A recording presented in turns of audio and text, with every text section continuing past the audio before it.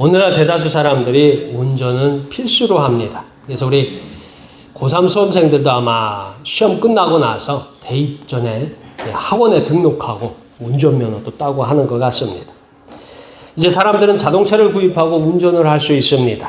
그리고 운전을 하는 사람은 다니는 길에 대해 나름대로 좀 배워야 합니다. 여러분들이 세상에 있는 모든 길이 다 똑같은 게 아니라 나름대로 특성이 있습니다. 한가한 시골이나 지방 도시의 길들은 쉽게 운전이 가능합니다. 다만 도시에 들어가면 운전자를 괴롭게 하는 복잡한 길들이 있습니다. 많은 신호등, 많은 갈래길이 있고 때로는 일방통행이라는 길이 있어요. 이거는 한 방향으로만 가는 길입니다. 그래서 길을 갈 적에도 방향을 잘 잡아야 되고 목적지를 갈 때도 나름대로 머리를 굴려야 합니다. 근데 요즘은 머리를 굴릴 필요가 없어요. 왜요? 내비게이션이라는 게 있어가지고 그냥 시키는 대로 가면 돼요. 제가 처음 목회할 적에는 내비게이션이 없었어요. 그래서 신방 가려고 하면 지도를 펴놓고서 그 주소를 찾아가지고 한참 길을 연구했어요. 심지어는 가가지고 도저히 길을 못 찾아가지고 부동산 앞에 차 세워놓고 부동산에 들어가가지고 이 집을 어떻게 가는지 물어보기도 했어요. 때로는 차를 세워놓고서 한참을 걸어 헤매기도 했습니다. 근데 아무튼 이렇게 운전이 점점 편해지고 운전을 인도하는 이게 내비게이션 같은 것만 있어도 운전이 안전하고 편안하게 목적지에 도착합니다. 자, 우리의 신앙에도 이처럼 좋은 안내자가 있습니다. 첫 번째 안내자가 성경입니다. 여러분이 들고 다니는 그 성경이 우리에게 가장 좋은 안내자가 됩니다.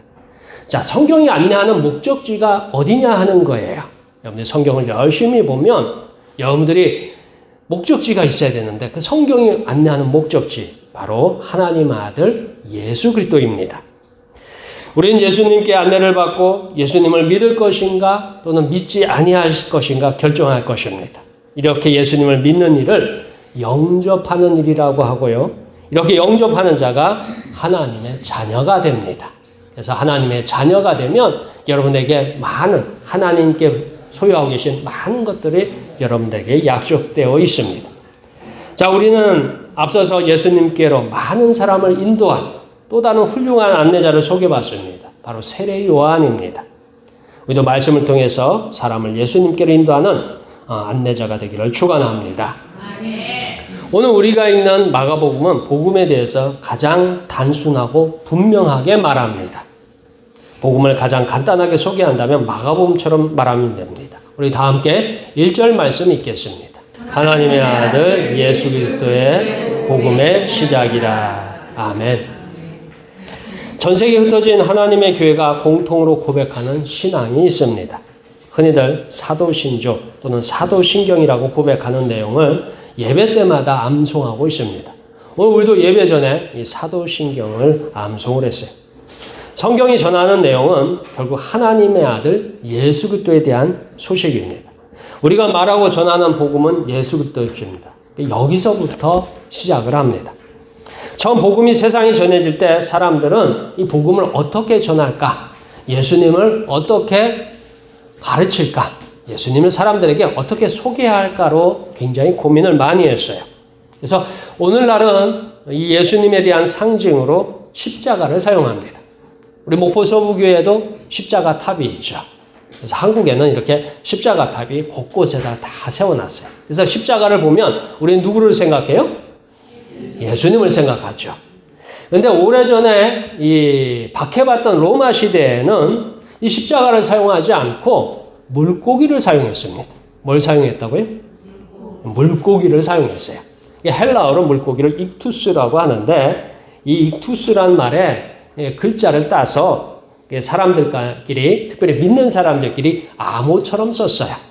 오늘날은 교회 다닐 적에 교회에다가 십자가를 딱 걸어놓고 여기는 무슨 교회입니다 라고 하지만 그 당시에는 십자가는 굉장히 저주받은 물건이고 사람들이 두려워하는 물건이었어요. 십자가를 쓰지 않았어요.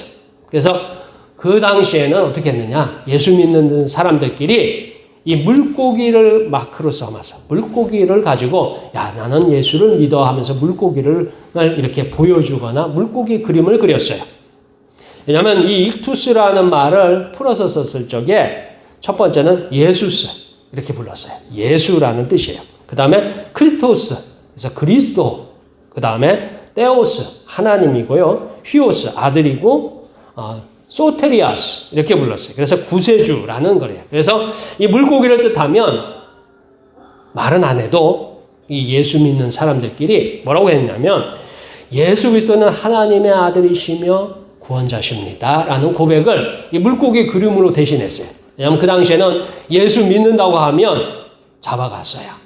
예수 믿는다고 하면 요즘으로 따지면 경찰이 잡아가고요. 신고하고 하면은 포상금도 나오고 그러던 시대예요. 그러니까 예수님을 믿는데 몰래 믿다 보니까 우리가 나는 예수를 믿는데 상대도 예수를 믿는지 안 믿는지 어려웠어요. 그래서 이 물고기 그림을 가지고 서로 예수 믿는 사람들끼리 상징처럼 사용을 했어요. 그래서 그 당시에는 예수 믿는 것을 공개적으로 말하지 못하고 이 물고기 그림을 가지고 예수님에 대해서 소개하고 예수님을 믿는다고 표현하기도 했습니다. 최근에는 이 예수님을 전하는 여러 방법들이 있어요.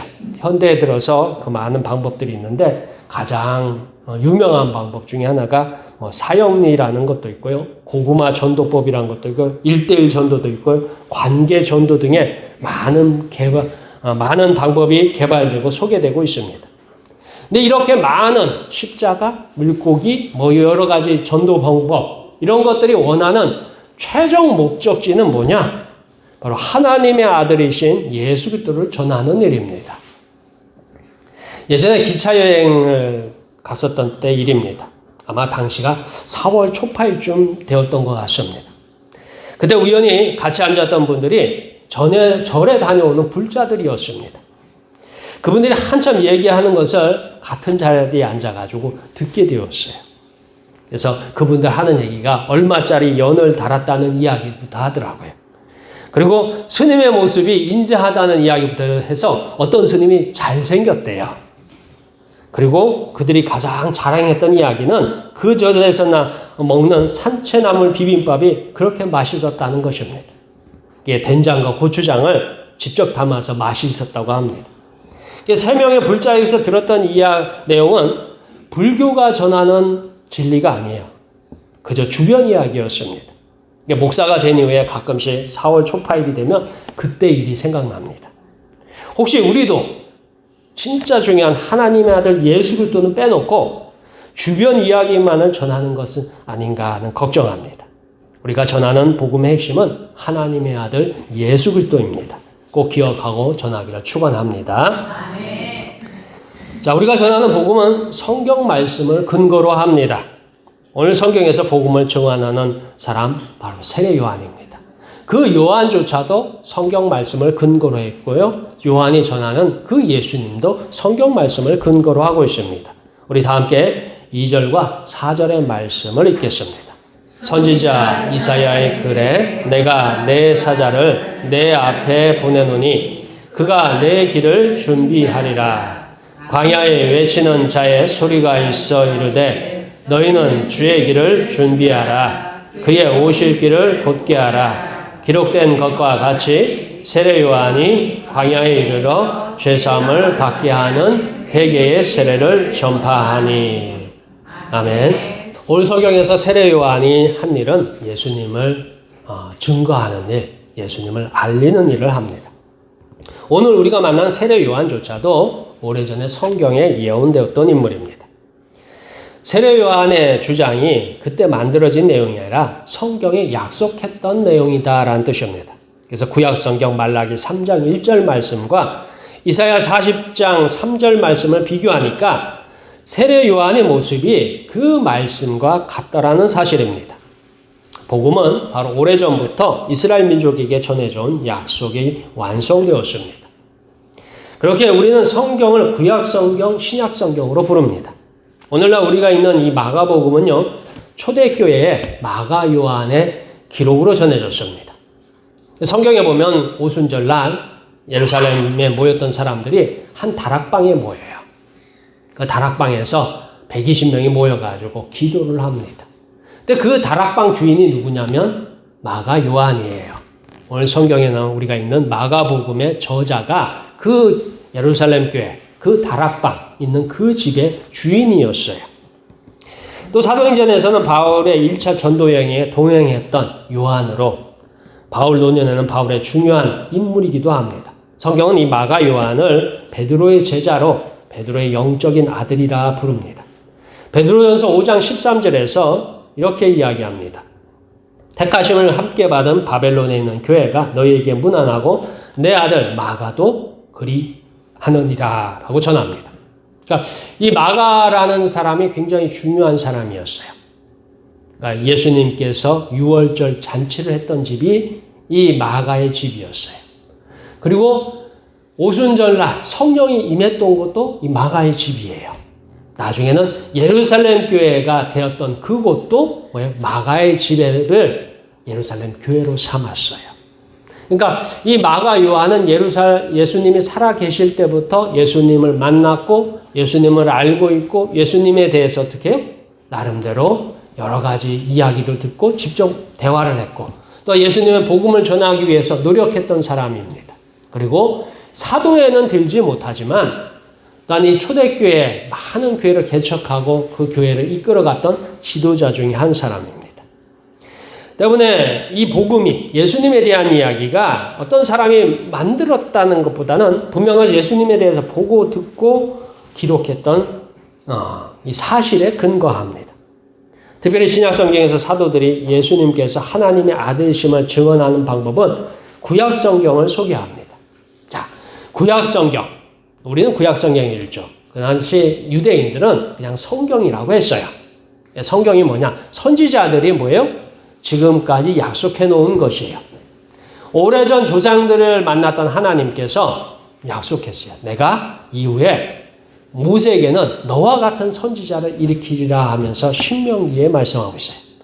이것처럼 그 조상들에게 하나님께서 약속하셨는데 구원자를 주실 것이다 라는 약속을 주셨어요.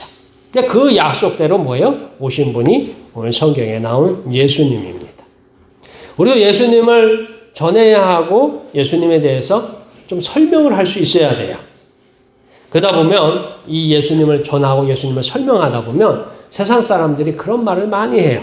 그러니까 예수님을 전하는 걸 싫어하고 예수님에 대해서 설명하는 걸 듣기를 굉장히 싫어해요. 그래서 오히려 또 교회 다니는 사람들이 싫어하니까 얘기도 안 하고 가만히 입을 닫고 있는 경우도 많아요. 근데 예수님에 대해서 전하면 꼭 하는 말이 있어요. 교회에 문제가 많더라, 적더라? 많더라. 교인들이 문제가 많더라, 적더라? 많더라. 그래서 나는 교회를 안 다니고 예수님 안 믿는다고 아주 대놓고 떳떳하게 담대하게 얘기하는 사람들이 오히려 세상에 많습니다. 그때마다 다수의 이 복음을 전하는 전도자 또는 목회자, 성도는 어떻게 설명해야 될까 하는 얘기가 있어요. 근데 가장 좋은 방법 중에 하나는 성경 말씀을 외워서 그대로 전하는 게 가장 좋습니다. 그것도 하나의 방법이에요. 여러분들이 그래서 말씀을 좀 암송할 필요가 있어요. 오늘 한국교회의 특징 중에 하나는 성경을 좀처럼 안 읽어요. 좀처럼 안 읽어요. 성경을 가지고 다니긴 쉬워요. 왜냐하면 성경을 조금만 신경 쓰면 쉽게 구할 수 있거든요. 성경을 마치 그냥 나 교회 다녀라는 것을 표시하는 것처럼 들고 다녀요. 그러나 성경을 읽지는 않습니다. 사실은 성경에 능력이 있는 게 아니라 어디에 능력이 있어요? 성경 안에 기록된 말씀의 능력이 있어요. 그래서 한국교회, 오늘날 한국교회의 특징은 뭐냐면 모양은 있는데 능력은 없어요. 교인들이 예수 믿는 모양은 갖췄는데 예수 믿는 능력은 나타나지 않는 뭐 그런 일들이 있습니다. 심지어 요즘은 성경도 안 들고 다녀요. 요즘은 그냥 핸드폰 하나만 이렇게 들고 다녀요. 왜요?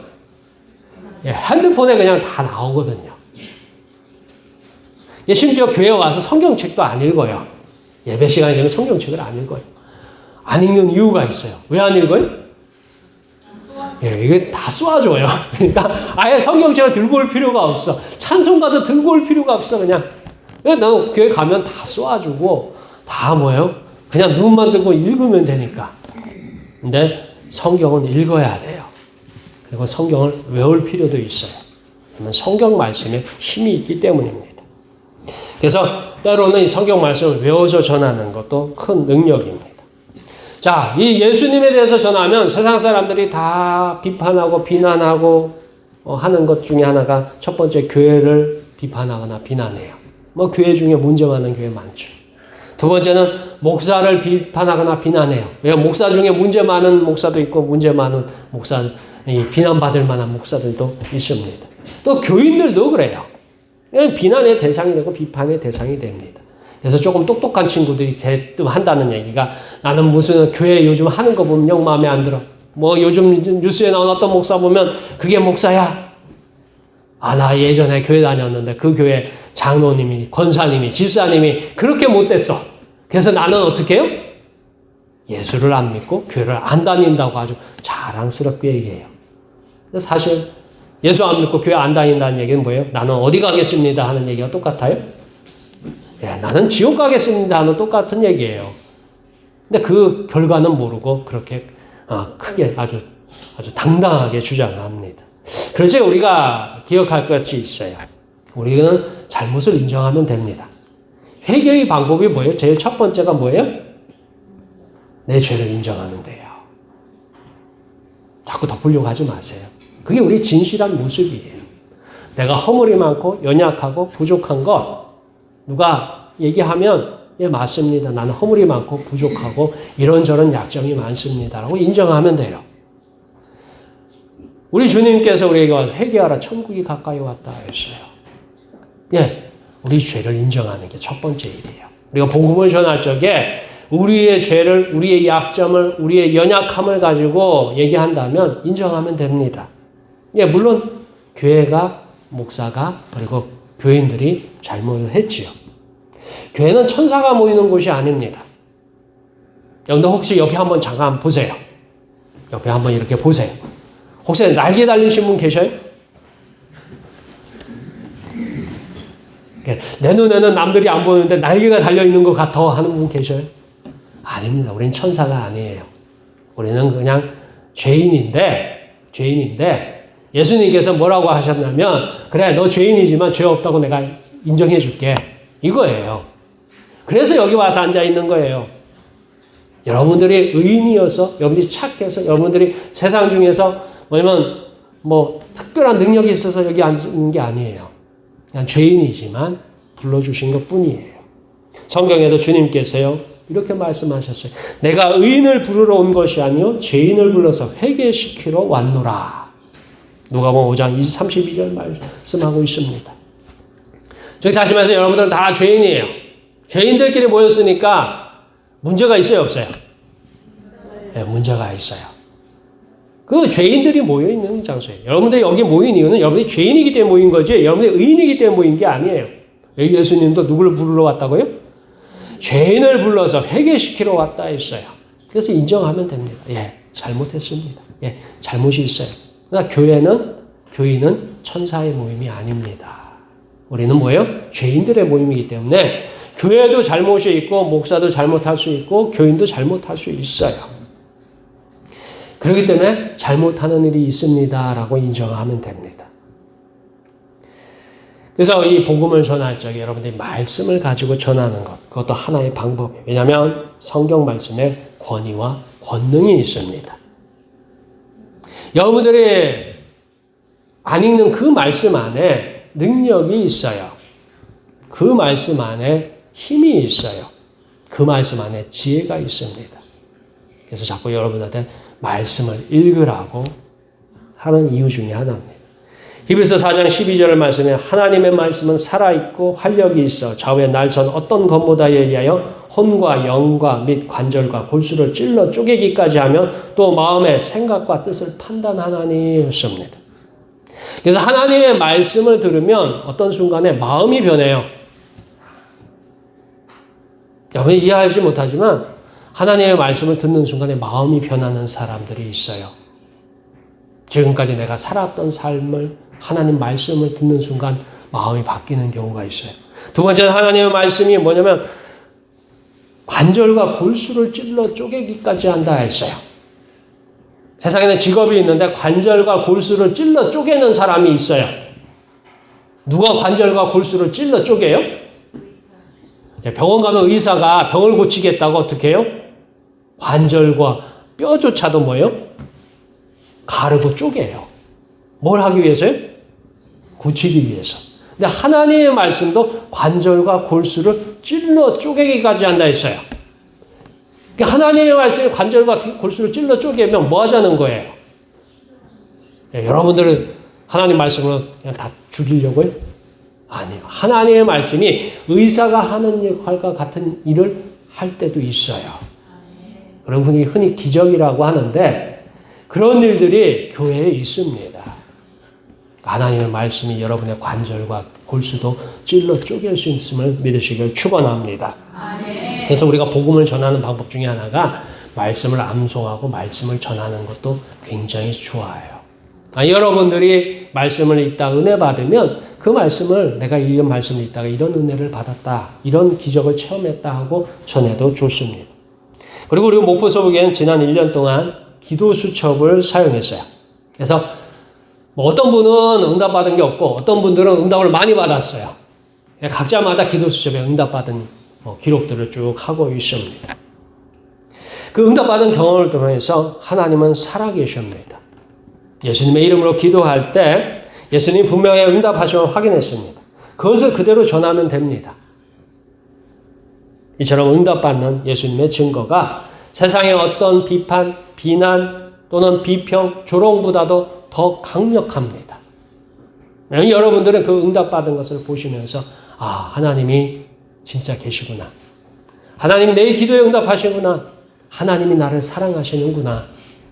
그 하나님께서 눈에 보이지 않지만 내 손을 붙들고 나와 동행하신다라는 그 확신이 있을 적에 세상의 비난이나 비판이나 비평이나 조롱 앞에서 아무 문제가 되지 않아요.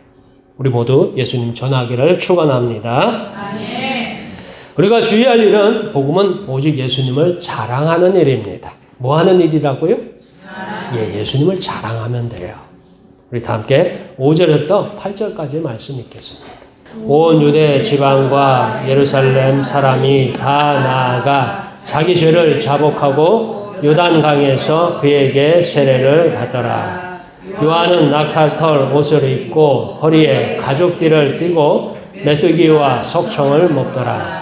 그가 전파하여 이르되 나보다 능력 많으신 이가 내 뒤에 오시나니 나는 굽혀 그의 신발끈을 풀기도 감당하지 못하겠노라. 나는 너희에게 물로 세례를 베풀었거니와 그는 너희에게 성령으로 세례를 베푸시리라. 아멘. 자, 오늘 우리가 읽는 마가복음 1장 1절에서 8절까지 등장하는 인물 세례 요한입니다.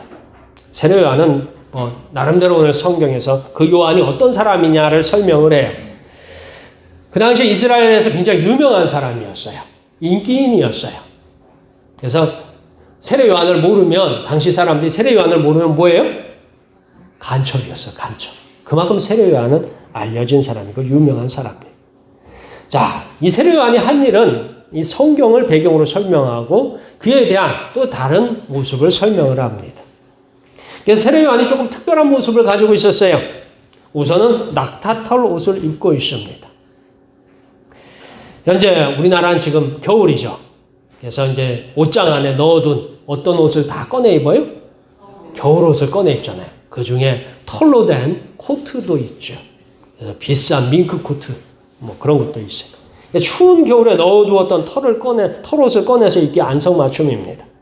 자, 근데 우리 한번 생각을 해보세요. 자, 지금 중동은 무더운 날씨에 두꺼운 털옷을 입고 다니고 있어요. 그럼 한번 생각해요. 여름에 여러분들이 밍크코트 입고 다니시는 보는 사람 있어요? 여름에, 한여름에, 우리나라 한여름에 밍크코트 입고 다니는 사람 보신 분 계셔요? 목포역에서 한번 앉아서 가만히 보세요. 혹시 밍크코트 입은 사람 있나 없나? 우리가 그 사람 보고 뭐라고 해요? 정상이라고 해요? 비정상이라고 해요? 뭔가 문제가 있는 거죠. 그 무더운 여름에 누가 털옷을 입고 다녀요? 여름에 뭐예요? 얇은 옷을 입잖아요. 시원한 옷을 입어야지 그 땀 뻘뻘 흘리는 그 털옷을 입고 다닌다고 생각해 보세요. 그냥 오늘 성경에 보면 세례 요한이 뭘 입고 다닌다고 했어요? 낙타 털옷을 입고 다닌다는 거예요. 그 무더운 우리나라 여름보다 더 뜨거운 그 날씨에 왜 그 털옷을 입었을까? 가난한 수도자가 죽은 낙타의 가죽으로 만들어 입는 옷입니다. 그러니까 너무 가난해서 옷을 살 돈이 없고 옷을 누가 해줄 사람이 없어요. 그러니까 뭐예요? 그냥 죽은 낙타에 아무도 그것을 가지고 옷을 입으려고 안 해요. 그 무더운 날씨에 누가 그것을 입고 다녀요. 코트를. 근데 아무튼 요한 입장에서는 그거라도 입어야 되니까 그것을 옷을 해서 입었어요. 아마 실제 다수의 이스라엘 사람들은 입으라고 해도 안 입는 옷입니다. 마치 한여름 밍크 코트를 입지 않는 것처럼 세례 요한의 모습은 흔하게 볼 수 있는 평범한 모습은 아닙니다. 오히려 비정상에 가깝습니다. 자, 다음으로요. 이 세례 요한이 뭘 먹었다고 나와요? 메뚜기와 석청. 석청은 이제 야생 꿀이에요. 야생 꿀. 어떻게 보면 아주 자연식이죠. 건강식이에요. 아마 요즘 우리가 이렇게 먹는 사람 없어요. 아마 이렇게 먹으려면 돈 좀 써야 될 거예요. 야생에 나는 꿀과 야생에 자라는 뭐예요? 메뚜기를 가지고 식사를 했어요. 뭐 오늘날 같으면 건강 식단을 찾는 사람은 있지만 다수의 이스라엘 사람이 먹을 수는 있으나 먹지 않는 음식입니다. 거의 광야에서 공짜로 얻는 음식이라고도 해야 할까요? 그렇게 먹고 지내는 사람이 세례 요한입니다. 오히려 가난하기에 이렇게 먹었으리라 생각합니다. 어찌 보면 세례 요한은 예전 방송 중에 진기명기라는 방송이 있어요.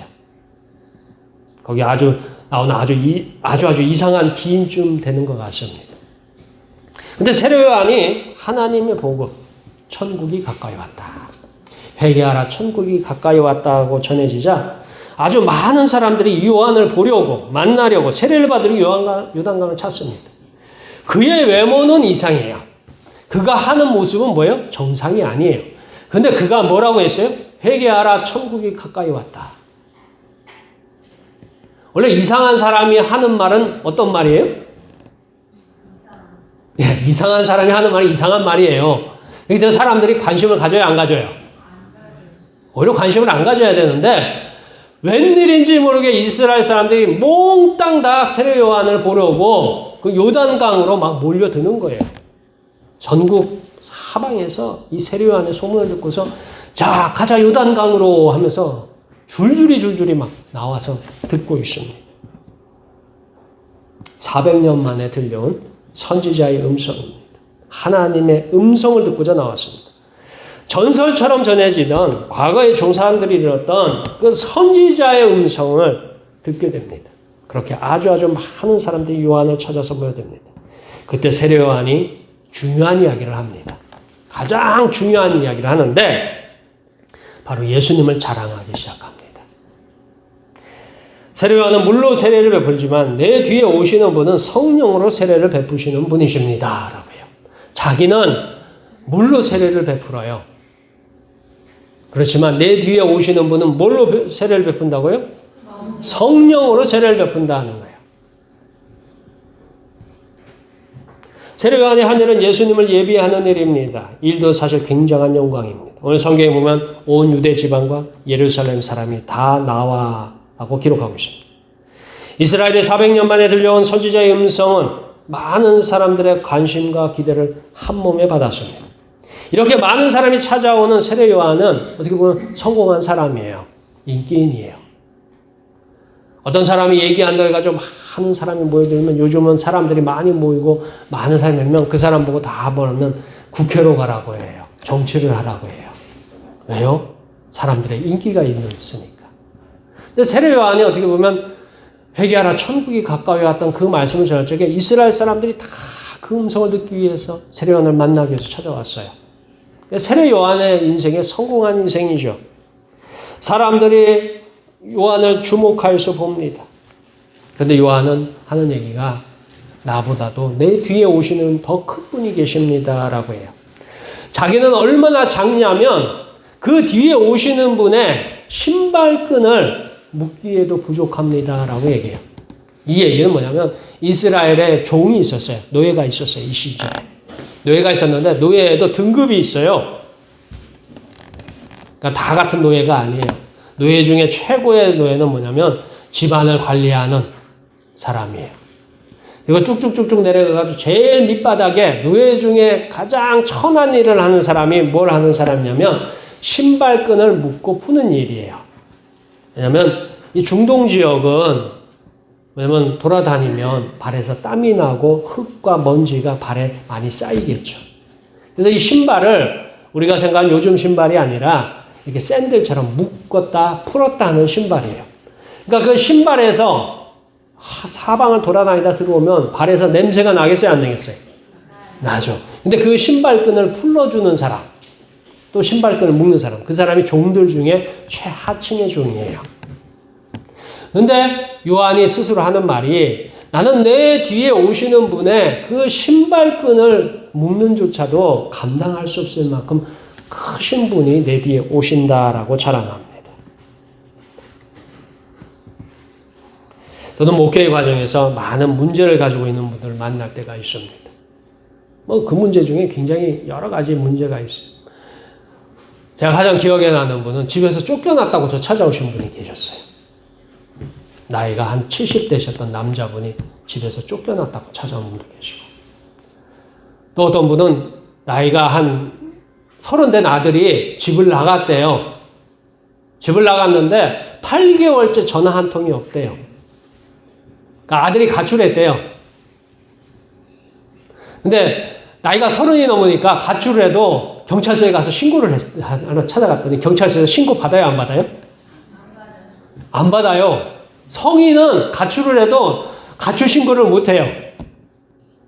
그러니까 이제 기가 막힌 거예요. 아니, 8개월이나 아들이 집을 나가가지고 엄마하고 싸우고 집을 나갔어요. 근데 8개월째 어디 있는지 소식이 없는 거예요. 그래가지고 저를 찾아와서 하는 말이, 목사님, 우리 아들 좀 찾아주세요 하는 거예요. 그 외에도 여러 가지 많습니다. 자, 그런 일들을 만날 때마다 참 갑갑해요. 제가 예수님처럼 능력이 있었으면 어디 가보라 해가지고서 가면 좋은데 저는 그런 능력이 전혀 없어요. 저도 사람이니까요. 그래서 제가 그때마다 하는 얘기가 있어요. 뭐라고 하냐면 저는 이 문제를 해결할 능력이 없습니다 라고 고백을 해요. 그게 사실이죠. 그 문제를 해결할 능력이 제게는 없어요. 그러나 살아계신 하나님, 예수 그리스도시라면 이 문제를 해결하실 수 있습니다 라는 두 번째 이야기를 해줍니다. 그리고요, 성경이 말씀하는 방법에 순종하시겠습니까? 라고 얘기해요. 사실 제가 해줄 수 있는 말은 거기까지예요. 성경에 나오는 대로 따라서 하실 수 있겠습니까? 라고 물어요. 그러면 다들 뭐라고 해요? 한다고 해요? 안 한다고 해요? 예.